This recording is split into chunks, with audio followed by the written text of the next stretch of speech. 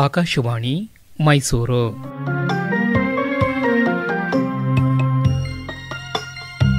ಕಾದಂಬರಿ ವಿಹಾರ. ಎಂ.ಆರ್. ಶ್ರೀನಿವಾಸಮೂರ್ತಿಯವರ ರಂಗಣ್ಣನ ಕನಸಿನ ದಿನಗಳು ಕಾದಂಬರಿಯ ಬಾನುಲಿ ಓದು. ಪ್ರಸ್ತುತಪಡಿಸುತ್ತಾರೆ ಉಮೇಶ್ ಎಸ್. ಕೇಳಿ, ಎಂ.ಆರ್. ಶ್ರೀನಿವಾಸಮೂರ್ತಿಯವರ ರಂಗಣ್ಣನ ಕನಸಿನ ದಿನಗಳು ಕಾದಂಬರಿಯ ಬಾನುಲಿ ಓದಿನ 4ನೇ ಕಂತು.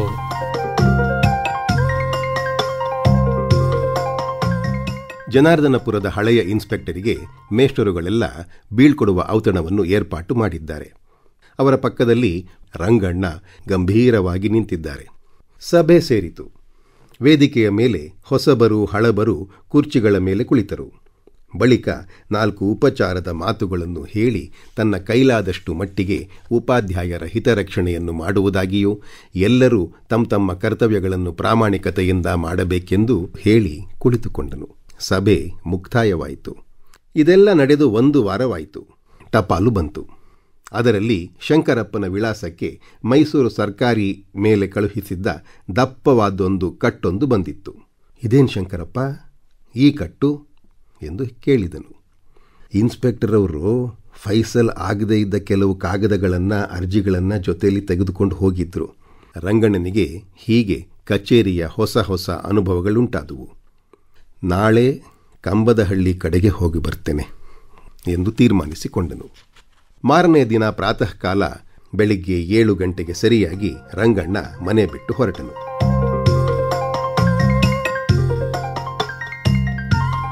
ಏಳೂವರೆ ಗಂಟೆಗೆ ಪಾಠಶಾಲೆ ಪ್ರಾರಂಭವಾಗುತ್ತದೆ. ಅರ್ಧ ಗಂಟೆಯಲ್ಲಿ 4 ಮೈಲಿ ದೂರದ ಕಂಬದಹಳ್ಳಿಗೆ ಬೈಸಿಕಲ್ ಮೇಲೆ ಹೋಗಬಹುದು. ಅದರಲ್ಲೂ ಹೊಸ ಹೊಸ BSA ಬೈಸಿಕಲ್ಲು ಎಂದುಕೊಂಡು ಹೊರಟನು. ದೊಡ್ಡ ರಸ್ತೆ ಚೆನ್ನಾಗಿತ್ತು. ಅರ್ಧ ಮೈಲಿ ದೂರ ಹೋದ ಮೇಲೆ ಬಲಕ್ಕೆ ಬೇರೆ ರಸ್ತೆ ಸಿಕ್ಕಿತು. ಆ ಡಿಸ್ಟ್ರಿಕ್ಟ್ ಬೋರ್ಡ್ ರಸ್ತೆಯಲ್ಲಿ ಮುಂದೆ ಹೋಗಬೇಕಾಗಿತ್ತು. ಆ ಸೀಳು ರಸ್ತೆಯಲ್ಲಿ 4 ಫರ್ಲಾಂಗು ಹೋದನೋ ಇಲ್ಲವೋ ರಸ್ತೆ ಏಕೋ ಅವ್ಯವಸ್ಥೆಯಲ್ಲಿದ್ದ ಹಾಗೆ ಕಂಡಿತು. ಸಾಲದ್ದಕ್ಕೆ ಹಿಂದಿನ ರಾತ್ರಿ ಸ್ವಲ್ಪ ಮಳೆಯೂ ಬಿದ್ದಿತ್ತು. ಬೆಂಗಳೂರು ಮೈಸೂರುಗಳಲ್ಲಿಯೇ ಹೆಚ್ಚಾಗಿ ಓಡಾಡಿ ಅಭ್ಯಾಸವಿದ್ದವನು ರಂಗಣ್ಣ. ಕಡೆಗೆ ಡಿಸ್ಟ್ರಿಕ್ಟಿನ ಮುಖ್ಯ ಸ್ಥಳಗಳಲ್ಲಿ 3-4 ಕೂಡ ಸರಿಯಾಗಿ ನೋಡಿರಲಿಲ್ಲ. ಆದ್ದರಿಂದ ಒಳನಾಡಿನಲ್ಲಿ ಬೋರೇಗೌಡನ ರಸ್ತೆಗಳು ಹೇಗಿರುತ್ತವೆ ಎನ್ನುವ ಅನುಭವವೇ ಇರಲಿಲ್ಲ. ನಕ್ಷೆಯಲ್ಲಿ ರಸ್ತೆಯ ಗೀಟನ್ನು ನೋಡಿ ರಸ್ತೆ ಎಂದರೆ ಬೆಂಗಳೂರು ಪಟ್ಟಣದ ಕೃಷ್ಣರಾಜೇಂದ್ರ ರಸ್ತೆ, ನರಸಿಂಹರಾಜ ರಸ್ತೆ ಅಲ್ಲದಿದ್ದರೂ ವಿಶ್ವೇಶ್ವರಪುರದ ಸಂದು ರಸ್ತೆಗಳಂತಾದರೂ ಇರಬಹುದು ಎಂದು ತಿಳಿದುಕೊಂಡಿದ್ದನು. ಆದರೆ ಈ ರಸ್ತೆ ಹಾಗಿರಲಿಲ್ಲ. ರಸ್ತೆಗೆ ಜಲ್ಲಿ ಎಂದರೆ ಏನೆಂಬುದು ತಿಳಿದೇ ಇರಲಿಲ್ಲ. ಅಗಲ ಕಿರಿದು, ಪಕ್ಕದಲ್ಲಿ ಹಳ್ಳಗಳು, ಕೆಲವು ಕಡೆ ಆ ಹಳ್ಳಗಳಲ್ಲಿ ನೀರು, ರಸ್ತೆಯಲ್ಲಿ ಎತ್ತಿನ ಗಾಡಿಗಳು ಓಡಾಡಿ ಓಡಾಡಿ 1 ಅಡಿಯಷ್ಟು ಹಳ್ಳಗಳು ಬಿದ್ದಿದ್ದ ಉದ್ದನೆಯ ಹಾದಿ. ಆ ಹಳ್ಳಗಳ ನಡುವೆ ಕಿರಿದಾದ ದಿಣ್ಣೆ, ಪಕ್ಕಗಳಲ್ಲಿ ಮತ್ತು ಅಡ್ಡಲಾಗಿ ಸಹ ಕೊರಕಲುಗಳು. ರಂಗಣ್ಣನಿಗೆ ಬೈಸಿಕಲ್ ಮೇಲೆ ಹೋಗುವುದು ಬರುತ್ತಾ ದುಸ್ತರವಾಯಿತು. ಅಲ್ಲಲ್ಲಿ ಬೈಸಿಕಲ್ ಮೇಲೆ ಸರ್ಕಸ್ ಮಾಡಬೇಕಾಗಿ ಬಂತು. 1-2 ಸಲ ಚಕ್ರಗಳು ಜಾರಿ ಬಂಡಿ ಜಾಡಿನ ಹಳ್ಳಕ್ಕೆ ಬೀಳಿಸಿದುವು. ಇದೇನೋ ಫಜೀತಿಗಿಟ್ಕೊಂಡಿತು ಎಂದುಕೊಳ್ಳುತ್ತಾ ಬೈಸಿಕಲ್ಲಿಂದ ಇಳಿದು ಅದನ್ನು ತಳ್ಳಿಕೊಂಡು ಮುಂದಕ್ಕೆ ಹೊರಟನು. ಮುಂದೆ ರಸ್ತೆ ಉತ್ತಮವಾಗಿರಬಹುದು ಎಂಬುದೊಂದು ಆಶೆ. ಹೊರಟವನು ಕೆಲಸವನ್ನು ಮುಗಿಸದೆ ಹಿಂತಿರುಗಬಾರದೆಂಬ ಸ್ವಾಭಿಮಾನ. ಆದ್ದರಿಂದ ಬೈಸಿಕಲ್ಲನ್ನು ತಳ್ಳಿಕೊಂಡು ಮುಂದಕ್ಕೆ ಹೊರಟನು. 1 ಫರ್ಲಾಂಗು ದೂರ ಹೀಗೆ ಹೋದ ಮೇಲೆ ಅವನು ನಿರೀಕ್ಷಿಸಿದಂತೆಯೇ ಅಲ್ಲಿ ಗಟ್ಟಿ ನೆಲ, ಸಮರಸ್ತೆ ಇತ್ತು. ರಂಗಣ್ಣನಿಗೆ ಮನಸ್ಸಿನಲ್ಲಿ ಸಂತೋಷವಾಯಿತು. ಪಟ್ಟು ಹಿಡಿದು ಕೆಲಸ ಮಾಡಿದರೆ ಕಾರ್ಯ ಕೈಗೂಡುವುದು ಖಂಡಿತ ಎಂಬ ಹಿರಿಯರ ವಾಕ್ಯ ಜ್ಞಾಪಕಕ್ಕೆ ಬಂತು. ಬೈಸಿಕಲ್ ಹತ್ತಿಕೊಂಡು ಹೊರಟನು. 2 ಫರ್ಲಾಂಗು ದೂರ ಹೋದ ಮೇಲೆ ಬೈಸಿಕಲ್ ಇಳಿಯಬೇಕಾಯಿತು. ಮುಂದೆ ರಸ್ತೆಯಲ್ಲಿ ಅಡ್ಡಲಾಗಿ 50 ಅಡಿ ಅಗಲಕ್ಕೆ ನೀರು. ಬಲಗಡೆಗೆ ನೋಡುತ್ತಾನೆ. ಜನಾರ್ದನಪುರದ ಭಾರೀ ಕೆರೆ ಕಾಣುತ್ತಾ ಇದೆ. ಅದರ ನೀರು ಹಿಂದಕ್ಕೆ ಒದ್ದುಕೊಂಡು ಬಂದಿದೆ. ರಸ್ತೆ ಇಳಿಜಾರಾಗಿ ನೀರಿನಲ್ಲಿ ಅದೃಶ್ಯವಾಗಿ 50 ಅಡಿಗಳ ತರುವಾಯ ಪುನಃ ಏರುತ್ತಾ ಹೊರಟಿದೆ.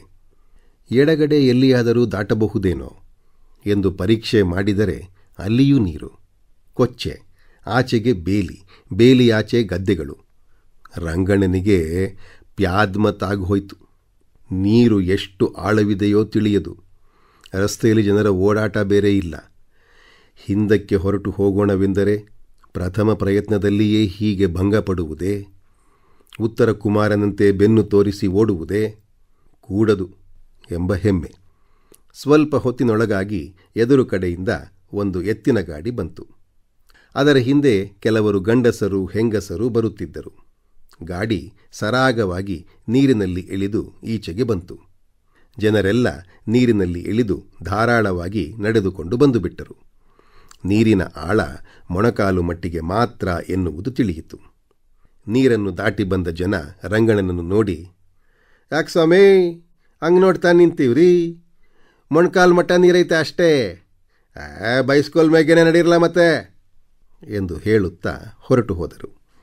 ರಂಗಣ್ಣ 2 ನಿಮಿಷಗಳ ಕಾಲ ಯೋಚನೆ ಮಾಡಿ ಬೂಟ್ಸುಗಳನ್ನು ಬಿಚ್ಚಿ ಕಾಲು ಚೀಲಗಳನ್ನು ತೆಗೆದು ಶರಾಯನ್ನು ಮೊಣಕಾಲ ಮೇಲಕ್ಕೆ ಮಡಿಸಿಕೊಂಡು ಆ ಬೂಟ್ಸುಗಳನ್ನು ಎಡಗೈಯಲ್ಲಿ ಹಿಡಿದುಕೊಂಡು ನೀರಿನಲ್ಲಿ ಇಳಿದನು. ಬೈಸಿಕಲನ್ನು ತಳ್ಳುತ್ತಾ ಆಚೆಯ ದಂಡೆಯನ್ನು ಸೇರಿದನು. ಆ ದಿಗ್ವಿಜಯದ ಸಂತೋಷ ಹೇಳತೀರದು. ಆಚೆಗೆ ಹೋದ ಮೇಲೆ ಪುನಃ ಬೂಟ್ಸುಗಳನ್ನು ಹಾಕಿಕೊಳ್ಳುವುದು ಕಷ್ಟವಾಯಿತು. ಬೈಸಿಕಲ್ಲನ್ನು ಒರಗಿಸಿಡುವುದಕ್ಕೆ ಮರ ಇಲ್ಲ, ಗಿಡ ಇಲ್ಲ, ಕಡೆಗೆ ಎತ್ತರದ ಒಂದು ಕಲ್ಲು ಸಹ ಇಲ್ಲ. ಆದರೆ ರಂಗಣ್ಣ ಒಳ್ಳೆಯ ಹಂಚಿಕೆಗಾರ. ಹಿಂದೆ ಸ್ಕೌಟ್ ಮಾಸ್ಟರಾಗಿದ್ದವನು. ಬೈಸಿಕಲ್ಲನ್ನು ನೆಲದ ಮೇಲೆ ಮಲಗಿಸಿ ಏಕಪಾದ ಲೀಲೆಯನ್ನು ತಾಳಿ ಜಯಶೀಲನಾದನು. ಹೀಗೆ ಬೂಟ್ಸುಗಳನ್ನು ಧರಿಸಿದ ಮೇಲೆ ಗಡಿಯಾರವನ್ನು ನೋಡಿಕೊಳ್ಳುತ್ತಾನೆ. 7:30 ಗಂಟೆ ಆಗಿ ಹೋಗಿತ್ತು. ಚಿಂತೆ ಇಲ್ಲ, ಇನ್ನೊಂದು ಅರ್ಧ ಗಂಟೆಯೊಳಗೆ ಕಂಬದ ಹಳ್ಳಿನ ಮುಟ್ತೇನೆ ಎಂದು ಧೈರ್ಯ ತಂದುಕೊಂಡು ಬೈಸಿಕಲ್ಲನ್ನು ಹತ್ತಿ ಹೊರಟನು. ರಸ್ತೆ ಮೊದಲಿನಷ್ಟು ಕೆಡುಕಾಗಿರಲಿಲ್ಲ. ಆದರೆ ಅರ್ಧ ಮೈಲಿ ದೂರ ಹೋದನೋ ಇಲ್ಲವೋ ಜನಾರ್ದನಪುರದ ಕೆರೆಯ ನೀರು ಒದ್ದುಕೊಂಡಿದ್ದ 2ನೆಯ ಹರವು ಅಡ್ಡಲಾಯಿತು. ಆದರೆ ರಂಗಣ್ಣನಿಗೆ ಮೊದಲ ಹರವಿನ ಅನುಭವ ಇದ್ದುದರಿಂದಲೂ ಅದರಲ್ಲಿ ತಾನು ಜಯಶಾಲಿಯಾಗಿದ್ದುದರಿಂದಲೂ ಈ ವಿಘ್ನ ಅವನನ್ನು ಹೆದರಿಸಲಿಲ್ಲ. ಮೊದಲಿನಂತೆಯೇ ರಂಗಣ್ಣ ಬೂಟ್ಸುಗಳನ್ನು ಬಿಚ್ಚಿ ನೀರಿನ ಹರವನ್ನು ದಾಟಲು ಬೈಸಿಕಲ್ಲನ್ನು ತಳ್ಳಿಕೊಂಡು ಇಳಿದನು. 10 ಅಡಿ ಹೋದ ಮೇಲೆ ನೀರು ಮೊಣಕಾಲ ಮಟ್ಟಕ್ಕೆ ಬಂತು. ಇನ್ನು 5 ಅಡಿ ಹೋಗುವುದರೊಳಗಾಗಿ ಅವನ ಶರಾಯಿಯ ಕೊನೆಗಳೆಲ್ಲ ತೊಯ್ದು ಹೋದವು. ಇನ್ನೂ 5 ಅಡಿಗಳ ದೂರ ಹೋಗುತ್ತಲೂ ತೊಡೆಗಳ ಅರ್ಧಕ್ಕೆ ನೀರಿನ ಮಟ್ಟ ಬಂತು. ಆಗ ರಂಗಣ್ಣನಿಗೆ ಪೇಚಾಟಕ್ಕಿಟ್ಟುಕೊಂಡಿತು. ಆಳ ಇನ್ನೂ ಹೆಚ್ಚಾಗಿದೆಯೋ ಏನೋ, ಮುಂದಕ್ಕೆ ಹೋಗುವುದೇ ಅಥವಾ ಹಿಂದಕ್ಕೆ ಹೊರಟು ಹೋಗುವುದೇ, ಏನು ಮಾಡಲಿ ಎಂದು ಕೊಂಚ ಕಾಲ ಅವನು ಜಲಮಧ್ಯದಲ್ಲಿ ನಿಂತು ಸ್ಫೂರ್ತಿಗಾಗಿ ಉಗ್ರ ತಪಸ್ಸು ಮಾಡಿದನು. ಗಾಡಿಗಳು ಜನರು ಓಡಾಡುವ ರಸ್ತೆ. ಬಹಳ ಆಳವಿದ್ದರೆ ಅವರು ಹೇಗೆ ತಾನೇ ಓಡಾಡಲು ಸಾಧ್ಯ?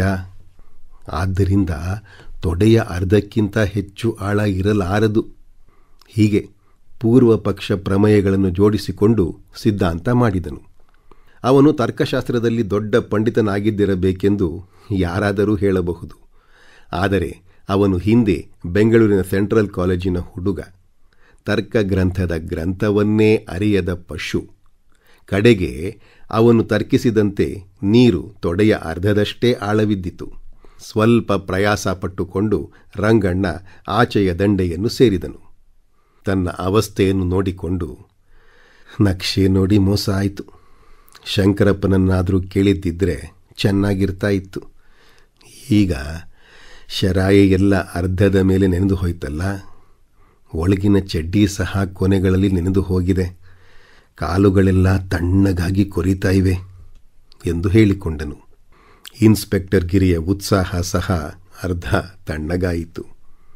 ಪುನಃ ಬೂಟ್ಸುಗಳನ್ನು ಕಟ್ಟಿಕೊಂಡು ಒದ್ದೆ ಶರಾಯಿಗಳಲ್ಲಿಯೇ ಬೈಸಿಕಲ್ಲನ್ನು ಏರಿಕೊಂಡು ಮುಂದಕ್ಕೆ ಹೊರಟನು.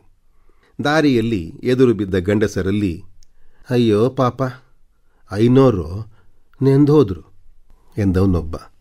500 ಅಲ್ಲ ಕಣೋ, ಯಾರೋ ಸಾಹೇಬ್ರು ಠೀಕಾಗವ್ರೇ ಎಂದವನು ಮತ್ತೊಬ್ಬ. ಆ ಮಾತುಗಳನ್ನು ಅರ್ಧಂಬರ್ಧ ಆಲಿಸಿ ತನ್ನ ಅವಸ್ಥೆಗೆ ಒಳಗೊಳಗೆ ನಗುತ್ತಾ ಇನ್ನೆರಡು ಮೈಲಿ ದೂರ ಹೋಗುತ್ತಲೂ ದೂರದಲ್ಲಿ ಹಳ್ಳಿ ಇರುವುದು ಗೋಚರವಾಯಿತು. ಬಹುಶಃ ಅದೇ ಕಂಬದಹಳ್ಳಿ ಇರಬೇಕೆಂದು ತೀರ್ಮಾನಿಸಿಕೊಂಡನು. ಇನ್ನು ಸ್ವಲ್ಪ ದೂರ ಮುಂದಕ್ಕೆ ಬರುತ್ತಲೂ ಕಂಬದಹಳ್ಳಿಯ ಭಾರೀ ಕೆರೆ ದೊಡ್ಡ ಕನ್ನಡಿಯ ಹಾಗೆ ಕಣ್ಣಿಗೆ ಬಿತ್ತು. ಅದನ್ನು ನೋಡಿದಾಗ ಆ ಪ್ರಕೃತಿಯ ಸೌಂದರ್ಯಕ್ಕೆ ಸಂತೋಷವೋ, ಹಿಂದಿನ ನೀರ ಹರವುಗಳ ಜ್ಞಾಪಕದಿಂದ ಮುಂದೇನು ದೊಡ್ಡ ವಿಘ್ನವಿದೆಯೋ ಎಂಬ ಭಯವೂ ಏಕಕಾಲದಲ್ಲಿ ರಂಗಣ್ಣನಿಗೆ ಉಂಟಾದುವು. ಇಷ್ಟು ದೂರ ಬಂದದ್ದಂತೂ ಆಯಿತು, ಹಳ್ಳಿ ಸಹ ಕಾಣ್ತಾ ಇದೆ, ಇನ್ನೆಲ್ಲ ಅರ್ಧ ಮೈಲಿ, ಏನು ವಿಘ್ನ ಇದ್ರೂ ದಾಟೋದೇ ಸರಿ ಎಂದು ನಿಶ್ಚಯ ಮಾಡಿಕೊಂಡು ಮುಂದಕ್ಕೆ ಹೊರಟನು. ಕೆರೆಯ ಕೋಡಿ ಬಳಿ ಬಂದಾಗ ರಸ್ತೆ ಬಹಳ ಇಳಿಜಾರಾಗಿದ್ದುದು ಕಂಡಿತು. ತಾನಿರುವ ಮಟ್ಟಕ್ಕೂ ಕೆಳಗಿನ ಮಟ್ಟಕ್ಕೂ 20 ಅಡಿಗಳ ಮೇಲೆ ಹಳ್ಳವಿರುವುದಾಗಿ ಕಂಡಿತು. ಅಷ್ಟೇ ಅಲ್ಲ, ಕೆರೆ ಕೋಡಿ ಬಿದ್ದು ನೀರು ರಸ್ತೆಗೆ ಅಡ್ಡಲಾಗಿ ಹರಿಯುತ್ತಿರುವುದು ಕಂಡಿತು. ಹಳ್ಳಿಯ ಹೆಂಗಸರು ಮೇಲುಗಡೆ, ಆಚೆಯ ದಂಡೆಯಲ್ಲಿ ಪಾತ್ರೆಗಳನ್ನು ಬೆಳಗುತ್ತಿರುವುದು, ಸೀರೆಗಳನ್ನು ಒಗೆಯುತ್ತಿರುವುದು, ಕೊಡಗಳಲ್ಲಿ ನೀರು ತುಂಬಿಕೊಳ್ಳುತ್ತಿರುವುದು ಮೊದಲಾದುವೆಲ್ಲ ಕಂಡಿತು. ರಂಗಣ್ಣ ಬೈಸಿಕಲ್ಲಿಂದ ಇಳಿದು ನಡೆದುಕೊಂಡು ಹೊರಟನು. ನೀರು ಸ್ವಲ್ಪ ರಭಸವಾಗಿಯೇ ಹರಿಯುತ್ತಿದೆ. ಏನು ಮಾಡಬೇಕು, ಆಳ ಎಷ್ಟಿದೆಯೋ ಎಂದು ಆಲೋಚಿಸುತ್ತಾ ನಿಂತಿದ್ದಾಗ ಎದುರುಗಡೆಯಿಂದ ಗಾಡಿಯೊಂದು ಇಳಿದು ಬಂತು. ಆಳ ಎಷ್ಟಿದೆಯೋ ಎಂದು ರಂಗಣ್ಣನು ಕುತೂಹಲದಿಂದ ನೋಡಿದನು. ಚಕ್ರಗಳ ಗುಂಬ ನೀರಿನಲ್ಲಿ ಮುಳುಗಿ ಹೋಯಿತು. ಎತ್ತುಗಳ ಕಾಲುಗಳು ಕಾಣಿಸಲೊಲ್ಲವು. ಗಾಡಿ ಸಹ ಎಲ್ಲಿ ಕೊಚ್ಚಿಕೊಂಡು ಹೋಗುವುದೋ ಎನ್ನುವ ಹೆದರಿಕೆಯೂ ಇತ್ತು. ಆದರೆ ಎತ್ತುಗಳು ಬಲವಾಗಿದ್ದುವು. ಗಾಡಿಯವನು ಕಟ್ಟುಮಸ್ತಾಗಿದ್ದನು. ಆದ್ದರಿಂದ ಗಾಡಿ ನೀರ ಹರವನ್ನು ದಾಟಿ ಈಚೆಯ ದಂಡೆಯನ್ನು ಹತ್ತಿ ಹೊರಟು ಹೋಯಿತು. ರಂಗಣ್ಣ ಅಧೈರ್ಯದಿಂದ ನಿಂತು ನೋಡುತ್ತಾ ಇದ್ದಾನೆ. ಕೆಲವರು ಗಂಡಸರು ಮೂಟೆಗಳನ್ನು ಹೊತ್ತುಕೊಂಡು ಎದುರು ಕಡೆಯಿಂದ ಬರುತ್ತಿದ್ದಾರೆ. ಅವರೇನು ಮಾಡುತ್ತಾರೋ ನೋಡೋಣ, ಹಿಂದಕ್ಕೆ ಹೊರಟು ಹೋಗುತ್ತಾರೋ ಏನೋ ಎಂದು ರಂಗಣ್ಣ ನೋಡುತ್ತಿದ್ದಾನೆ. ಆ ಜನ ಏನೊಂದು ಎಗ್ಗೂ ಇಲ್ಲದೆ ಬಟ್ಟೆಗಳನ್ನು ಮೇಲಕ್ಕೆತ್ತಿಕೊಂಡು ನೀರನ್ನು ದಾಟಿ ಹೊರಟೇ ಹೋದರು. ಆ ದೃಶ್ಯವನ್ನು ನೋಡಿದ ಮೇಲೆ ರಂಗಣ್ಣನಿಗೆ ತನ್ನ ಸ್ವಾಭಿಮಾನ ಭಂಗವಾದರೂ ಚಿಂತೆ ಇಲ್ಲ, ಜನಾರ್ದನಪುರಕ್ಕೆ ಹಿಂತಿರುಗೋಣ ಎಂದು ಆಲೋಚನೆ ಬಂತು. ಪುನಃ ಇಷ್ಟು ದೂರ ಬಂದಿದ್ದೇನೆ, ಹಳ್ಳಿ ಸಹ ಕಾಣುತ್ತಿದೆ, ಫಲ ಕೈಗೆ ಎಟುಕುತ್ತಿರುವಾಗ ಪ್ರಯತ್ನವನ್ನು ಕೈಬಿಟ್ಟವರುಂಟೆ ಎಂದು ಮತ್ತೊಂದು ಆಲೋಚನೆ ಬಂತು. ಹೀಗೆ ಡೋಲಾಯ ಮಾನಸನಾಗಿದ್ದಾಗ ಎದುರಿಗೆ ಕೆಲವರು ಹೆಂಗಸರು ತಲೆಯ ಮೇಲೆ ಬುಟ್ಟಿಗಳನ್ನು ಹೊತ್ತುಕೊಂಡು ಬರುತ್ತಿದ್ದರು. ಅವರು ಸಹ ನೀರಿಗಿಳಿದರು. ಸಭ್ಯನಾದ ರಂಗಣ್ಣ ಬೈಸಿಕಲನ್ನು ತಿರುಗಿಸಿಕೊಂಡು ರಸ್ತೆಯನ್ನು ಹತ್ತಿ ಮೇಲಕ್ಕೆ ಹೊರಟನು. ಸ್ವಲ್ಪ ಹೊತ್ತಿನೊಳಗಾಗಿ ಹಿಂದೆ ಇದ್ದ ಹೆಂಗಸರು ನೀರನ್ನು ದಾಟಿ ರಂಗಣ್ಣನ ಮುಂದೆಯೇ ಹಾದು ಹೊರಟು ಹೋದರು. ಆಗ ರಂಗಣ್ಣ ದೃಢ ನಿಶ್ಚಯ ಮಾಡಿದನು.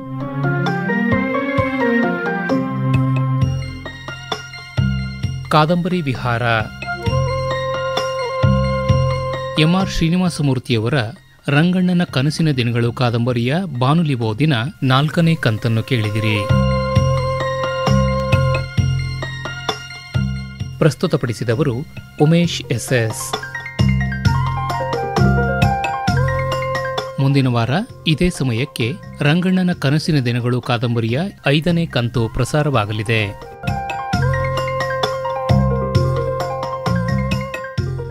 ಈ ಕಾರ್ಯಕ್ರಮವನ್ನು ಆಕಾಶವಾಣಿ ಮೈಸೂರು ಕೇಂದ್ರದ ಯೂಟ್ಯೂಬ್ ಚಾನೆಲ್ನಲ್ಲೂ ಕೇಳಬಹುದು.